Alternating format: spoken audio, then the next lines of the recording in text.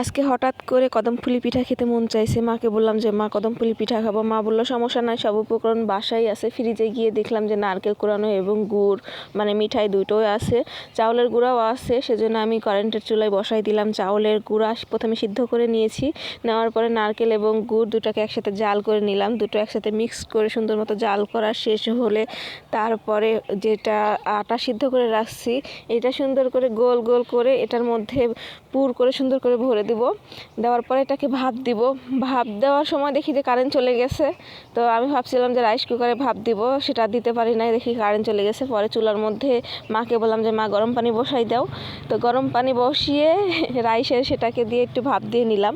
নেওয়ার পরে যে খাইলাম, আমার যে কখন কি মন চায় আমি নিজেও জানি না, তবে যখন যেটা মন চায় আমার তখন সেটাই খাইতে হবে। আমার মন আবার এই ধরনের।